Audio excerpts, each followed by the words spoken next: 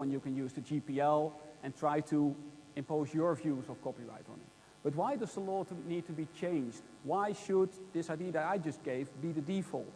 Because right now, the default is royalties and every copy is controlled. Well, the reason why we need to change the default is because the current default does not work anymore. Right now, people are copying so much, they are distributing so much, and nobody thinks this is wrong anymore. Only the authors, perhaps, that feel threatened in the revenue that they earn. Yes, please. I don't think there is such thing as a maker in culture. There's no such thing as a maker of culture. You're always building on the shoulders of the previous makers of culture. It's never really your own. So there's no real reason to say, well, this is I created it. This is mine. You should pay me money. Yeah. It doesn't go. Yeah. So culture. Right now, we are treating culture as property. So Walt Disney created the Walt Disney universe, and they created cars, which I saw yesterday, and they regard it as their property. But as you say, if I heard you correctly, everybody builds on somebody else's stuff. People combine things to create new culture. And correct me if I'm wrong, please. It's even the thing that made us rule this planet, learn from each other. Yeah. So trying to stop it by means like patents or copyright is actually stupid. Yeah. So, I'm sorry, could you? So, these things exist because at the time these laws were adopted, give me a second, they made sense. In an era where it was very costly and expensive to set up research, it was felt necessary to adopt patents to allow you to earn that back, assuming a particular business model, which was, you are going to make lots of TVs and you are going to sell them. And then every TV will bring in money, and that you can use to recover your investments. The same with copyright. You are going to write books, and you will sell them in bookstores, and everybody will pay you money for one copy. Every copy costs money, so we need to protect that source of revenue for you.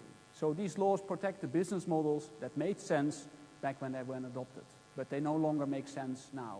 Yes, please. As a practical side note to the previous comment that you build on the shoulders of others, so there's no, you're not an author.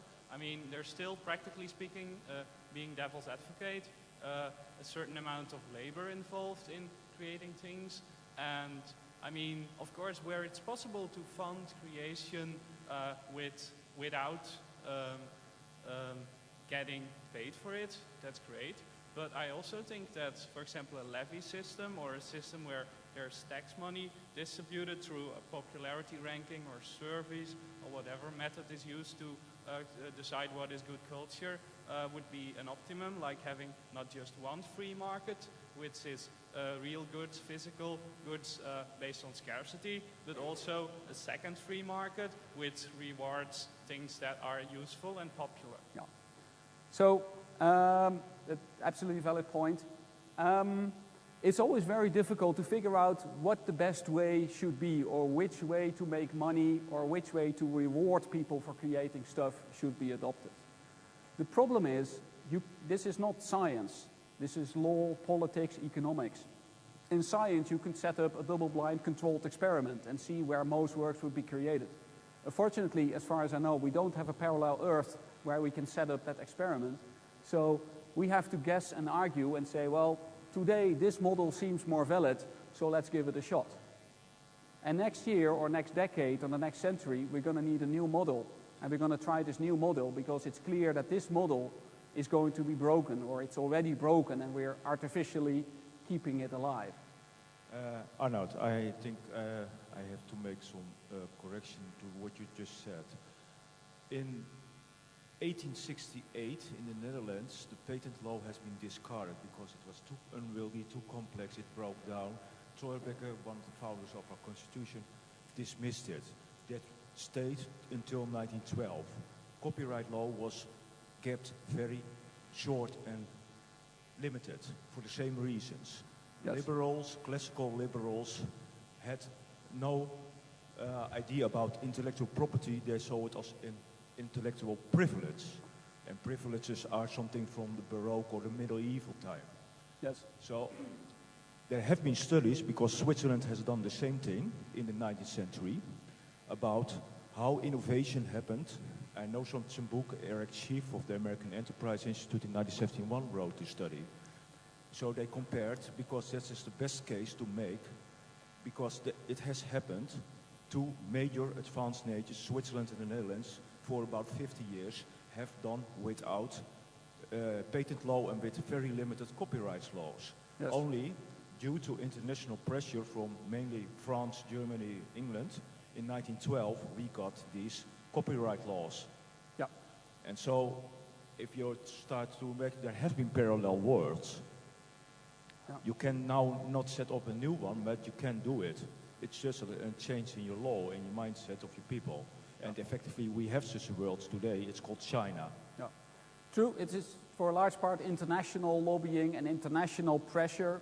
Like what you said in the 19th century, the Dutch were called a country of highwaymen or highway robbers because they took other people's intellectual property. They would reprint books, recreate patented inventions in the Netherlands because they could. There was no law on it. And today what you still see is large pressure, especially from the United States, that tries to impose its views on how copyright should work, how intellectual property should work, or maybe I should even say that there is such a thing as intellectual property, to force people to adhere to these views and to have laws that adhere to these views. So you can say, well, we have laws, so let's change them, but unfortunately this is very complicated because these laws are firmly entrenched in international treaties, and lots of them, including the Berne Convention of, if I remember correctly, 1886. And to change that, we need permission, we need consensus, unanimity from 176 countries, which is never going to happen, unfortunately. So getting back to this whole idea of free culture, like Larry Lessig called it, the idea that there should be more room for people to reuse other people's works. To get one thing clear, I'm not advocating that we abolish copyright completely. I'm not saying that we should get back to complete anarchy and saying everybody can do whatever they want. I do recognize that authors and creators have some interest in the work that they create and that they should have some exclusive rights that allow them to, well, stimulate, or that stimulates them to create more of these works. For example, the right to be named as an author is a very important right. Even in open source, you see that.